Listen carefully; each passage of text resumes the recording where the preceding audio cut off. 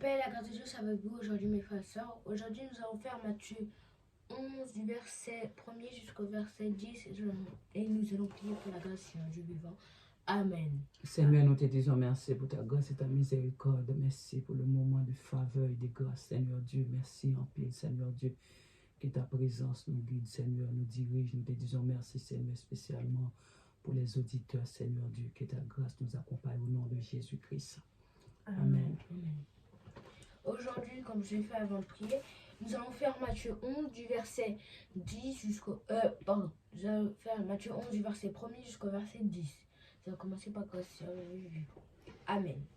Lorsque Jésus eut achevé de donner ses instructions à ses 12 disciples, il partit de là pour enseigner et prêcher dans les villes du pays. Jean, ayant entendu parler dans sa prison des œuvres du Christ, lui fit dire à ses disciples, « Es-tu celui qui doit venir, ou devons-nous en attendre un autre ?» Jésus leur répondit, « Allez rapporter à Jean ce que vous entendez et ce que vous voyez. Les aveugles voient, les boiteux marchent, les lépreux sont purifiés, les sourds entendent, les morts ressuscitent, et la bonne nouvelle est annoncée aux pauvres.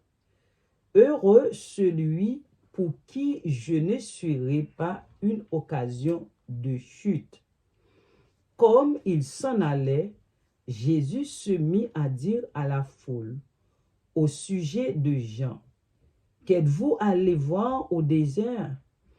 Un roseau agité par le vent? Mais qu'êtes-vous allé voir? Un homme vêtu d'un habit précieux?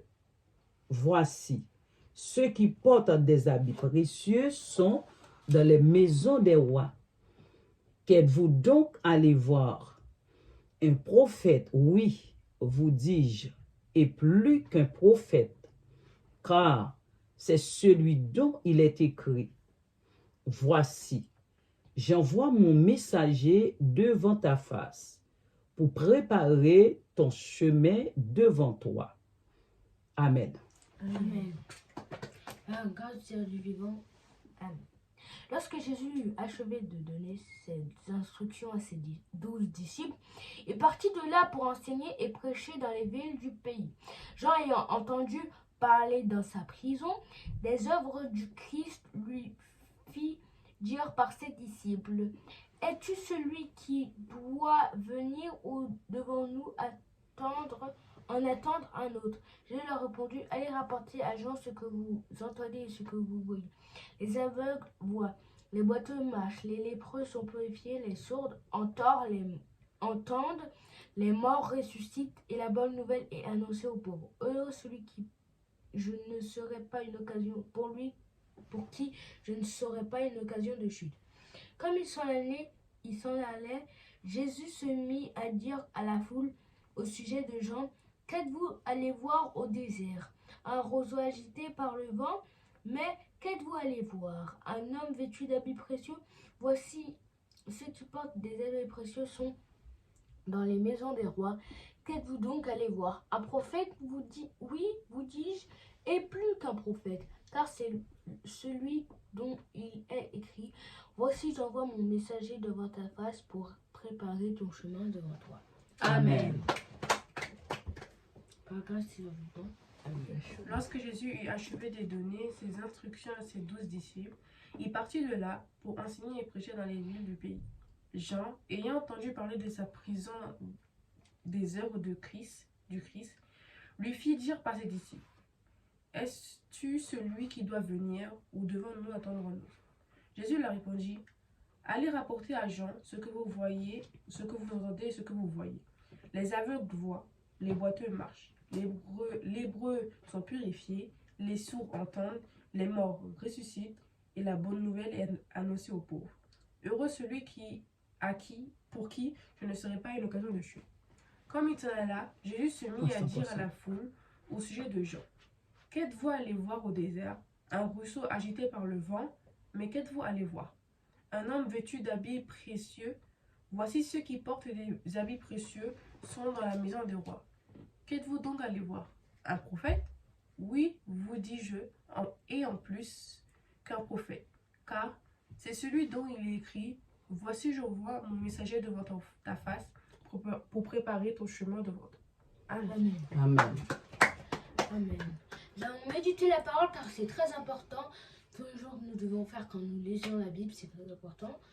Car tu peux pas lire la Bible vaguement si tu n'as vraiment pas le temps. Bon, normalement tu as tout le temps que tu as pour ta vie parce que Dieu peut te donner une vie infinie. Donc tu auras tout le temps pour louer la parole. Mais là, il ne nous donne pas une vie infinie car nous l'avons désobéi à cause d'adorer. Mais on peut toujours, nous, au moins si on ne peut pas vivre éternellement, on peut se faire une petite place au paradis. Donc, nous allons méditer la parole et nous allons commencer par rester vivant. Amen. Lorsque Jésus eut achevé de donner ses instructions à ses 12 disciples, il partit de là pour enseigner et prêcher dans les villes du pays. En fait, quand il a fini de donner ses ordres à ses 12 disciples, et il est parti pour enseigner et prêcher dans les villes du pays. Parce que oui, comme à chaque vidéo, Jésus va bien sûr prêcher la parole de Dieu parce que c'est ce qu'il est venu faire sur cette terre. Parce qu'il ne serait pas venu juste pour prendre des vacances. Donc, il est venu, il a donné ses instructions à ses disciples. Il est parti prêcher dans les villes du pays. Jean, ayant entendu parler de sa prison des œuvres du Christ, lui fit dire par ses disciples. Donc Jean, c'était quelqu'un de très important vers le pays d'Israël, surtout le pays d'Israël, dans ce pays. C'était quelqu'un de très respecté par toute la population et qui avait des disciples assez fidèles autour de lui. C'est-à-dire qu'il avait un entourage assez fidèle et il lui disait tout par la prison parce que Jean avait dit quelque chose qu'il ne fallait pas dire. Et il s'est retrouvé par là, bon, c'était la volonté de Dieu, les gens diraient ah non, c'était pas bien, c'était la volonté de Dieu. Et tout ce que Jésus faisait était rempli par ses disciples de la prison, dehors jusqu'à la prison. Es-tu celui qui doit venir ou devons-nous attendre un autre? Car oui, il s'est posé une question. Est-ce que c'est lui le sauveur, le Christ, le Rédempteur qui doit venir nous sauver? Ou est-ce qu'on doit attendre un autre parce que toi aussi tu es un messager que... Alors là, tu aplanis vraiment, parce que moi, j'aplanis ton terrain pour que tu aplanisses son terrain, ou tu aplanis le terrain d'autres, jusqu'à que le vrai Rédempteur vienne. Il lui a posé cette question. Jésus leur répondit, allez rapporter à Jean ce que vous voyez, entendez, et ce que vous entendez et ce que vous voyez. Ça veut dire que Jésus, après qu'il a vu ça, il ne s'est pas pris vraiment la tête pour comprendre, il a juste dit, va voir Jean et dis-lui ce que tu as entendu et vu. C'est très simple. Non, c'est pas plus simple. Pour moi, je pense que Jésus savait que Jean connaissait déjà. Jean savait déjà, oui, mais c'est juste physiquement parlant, c'est plus simple de dire oui, il va voir et tout, et il va lui dire ce que tu as vu. Et je pense aussi la question Jean a été posée, c'est pas pour lui, c'est pour les disciples. Pour les disciples plus assurés que Jésus-Christ est le Dieu créateur de toutes choses. Les aveugles voient, les boiteux marchent, les lépreux sont purifiés, les sourds entendent, les morts ressuscitent et la bonne nouvelle est annoncée aux pauvres. En fait, il dit que tous ceux qui avaient des maladies, que ce soit blessures, tout ça, les aveugles, ils voient, les boiteux, ils marchent, les lépreux sont guéris, les sourds, ils entendent, les morts, ils ressuscitent et la bonne nouvelle est prêchée aux pauvres. Parce que oui, dans les anciens temps, la bonne nouvelle, c'est les nouvelles ou les trucs qui étaient arrivés plutôt aux riches. C'est pas ils arrivent aux riches après aux pauvres. Oui, d'Israël. C'était juste, t'es un riche, tu reçois la nouvelle, t'es pas riche, on s'en fiche. Non, surtout c'est les riches d'Israël. Oui, parce qu'il y avait plusieurs pays. Alors, heureux celui pour qui je ne sais pas une occasion de chute. C'est-à-dire qu'ils disent que heureux pour cette personne que Jésus n'est pas une occasion de chute parce que comme si, voilà quoi, c'est pour que pas un mouvement de... Qui croit en lui. Comme il s'en allait, Jésus se mit à dire à la foule, au sujet de Jean. Qu'êtes-vous allé voir au désert? Un roseau agité par le vent? En fait, il a dit à la foule, parce que oui, à chaque fois qu'il part quelque part prêcher, guérir, il y a tout le temps une foule. C'est comme si une chose qui ne pouvait pas se décoller, un chewing-gum sur une table, sous une table. Il va pas se décoller, il va rester dedans jusqu'à même mourir dessus. C'est la Donc, foule. la foule, si Jésus reste toute une éternité ici, pour rester toute une éternité. Voir bien Jésus, oui. vous lui demandez, est-ce Parce que que tu peux aller parce qu'il a fait des bonnes choses. éternellement? Jésus a fait des bonnes choses. De plus, dans ces anciens temps, eux, ils avaient deux choses. Ils n'avaient pas le réseau internet de nous, mais ils n'avaient pas toutes ces fausses informations, ces marabouts, tout ça, ces mauvaises choses du monde. Mais oui, il y avait plus de Donc, concentration. Voilà, il y avait plus de concentration. Et il leur a demandé s'ils sont allés voir un roseau agité par le vent dans le désert. Mais dans le désert, il n'y a pas d'eau. Et donc, est-ce qu'ils sont allés voir ça ou est-ce qu'ils sont allés voir autre chose? Mais qu'êtes-vous allé voir? Un homme vêtu d'habits précieux. Voici ceux qui portent des habits précieux pendant la maison des rois. Ah ben oui. Ça veut dire que, ils ont dit, est-ce que vous êtes partis voir des hommes qui ont des habits précieux? Quand ils disent habits précieux, c'est pas vraiment les habits vraiment les plus célèbres, c'est des habits plutôt spirituels, comment tu te comportes, comment tu es. C'est les choses comme ça. C'est-à-dire que quand tu vas voir Jean-Baptiste, c'était quelqu'un qui avait des habits précieux, même s'il était habillé de façon très différente. Non, pas très très simple, parce que si on regarde vraiment le truc, de façon très différente de certaines personnes. Mais sinon, Jean-Baptiste était quelqu'un de très dégagé de l'institut qu'il y avait au moment avant. Ça veut dire qu'il ne mangeait pas comme tout le monde, il ne buvait pas comme tout le monde, il ne suivait pas avec tout le monde. Une vie spirituelle. Ouais, voilà, c'était vraiment, sa vie était que entièrement que spirituelle. Mais un petit peu matériel parce qu'il visait quand même dans des maisons de rois. C'était pas donné à tout le monde. Qu'êtes-vous donc allé voir un prophète? Oui, vous dis-je, et plus qu'un prophète. En fait, il dit, qu'est-ce que vous êtes allé voir? Un prophète? Il dit, oui, on dit ça. Et plus qu'un prophète, c'est un plus qu'un prophète. C'est même pas, on peut même pas appeler ça un prophète. C'est meilleur qu'un apôtre. Là. Donc, tu me dis, je te dis un prophète, tu me dis oui, alors que c'est même plus qu'un prophète. Il fallait réfléchir 2 fois avant de dire. Parce que la relation était tellement proche à Dieu. Ensuite, car c'est celui dont il est écrit, voici j'envoie mon messager devant ta face pour préparer ton chemin devant toi. Ça veut dire que c'était déjà écrit, Ils avaient dit que il avait envoyé un messager devant sa face pour préparer son chemin à sa place. C'est-à-dire que Jean-Baptiste était juste là pour emmener les gens. Et après que Jésus il les attrapait tous, c'est comme ça, il y a pêche. C'est les petits trucs qui allaient dans la mer, dans le lac et tout pour attraper les poissons. Et là, le cocher, le poisson, il goûte et tout, il attrape le poisson et après il le relève. C'est-à-dire que le truc, c'est Jean-Baptiste un peu, et le relèvement, c'est Jésus qui relève le poisson un peu. Jésus était juste là pour prendre les gens des vies, et Jean-Baptiste est là pour chercher les gens. Préparer les gens. Le chemin de Jésus. Jean-Baptiste était le messager.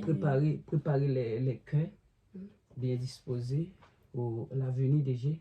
Il y a une chose que il y a peut-être les demi-temps vont faire, mais que Jean-Baptiste soit rempli de cet esprit. Oui, mais il ne savait pas quand et où Jésus. Il savait qui était il savait qu'il y avait une grande puissance dans l'esprit, mais il ne savait pas qui allait être Dieu qui allait venir sur la terre. Donc, je crois qu'il était déjà au courant, il était envoyé du ciel, il était au courant. Mais ici c'est pas écrit, mais sinon il était déjà au courant. Oui, il était un petit peu au courant parce qu'il avait une grande force spirituelle et ça c'est pas donné à tout le monde. S'il vient et préparer les cœurs, c'est parce qu'il était au courant. Il était déjà au courant qu'il savait venir, il savait que quand Jésus il mettra son truc, et lui il devra partir, comme ça les gens ils l'oublient, et que Jésus il place son truc. Je pense plutôt que c'est la question, est-ce que c'est toi ou est-ce qu'on doit attendre un autre? C'est plutôt pour pas être dans le doute. Oui, c'est pour les disciples. C'est pour les disciples. Amen. J'ai une petite question, parce qu'on a toujours une question. Si vous n'en avez pas, pas grave. Mais si vous avez des questions, écrivez en commentaire. Ça nous aide pour voir s'il y a On des s'améliore. problèmes. Voilà.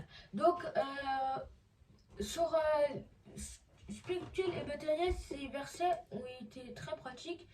Mais aussi, est-ce que vous vous êtes abonné? Est-ce que vous avez liké? Tout le monde est en vacances maintenant. Tout le monde pourrait partir faire quoi que ce soit. Mais nous, on reste pour vous donner ces choses. Et il y en a qui s'abonnent pas, qui like pas, qui font ça juste parce qu'ils ont le temps ou qui veulent. Non, la parole de Dieu, c'est sacré. C'est pas un jouet. Tu vas pas jouer comme ça. La parole de Dieu, c'est quelque chose que tu ne peux pas podeler. C'est elle qui te pode. Donc, nous allons prier pour la fin. Et quelqu'un d'autre a une question? Non, nous te disons merci à Seigneur pour sa grâce et sa miséricorde, pour le moment sacré de paix et de joie. Amen. Merci Seigneur, merci Tout-Puissant, merci pour tout ce que tu as fait. Aujourd'hui, je peux te louer, te célébrer, t'adorer, car tu es roi et que je peux tous les jours faire ça. Je n'hésite pas, on n'hésite pas. On fait ces vidéos pour ces gens et si nous récompensent, que tu nous récompenses en nous aidant à aller au paradis. Mais les gens aussi, nous, ça nous demande de l'effort, du temps. Donc, j'espère que tu les garderas, eux, nous, Sarah, la fille de Jésus-Christ, tout au long de notre vie. Que même si on vit éternellement, que tu nous gardes encore. Seigneur, Jésus, Amen. Papa. Amen. Que le Seigneur vous bénisse, mes bien-aimés. Au revoir. Au revoir. Bonne semaine avec le Seigneur Jésus-Christ.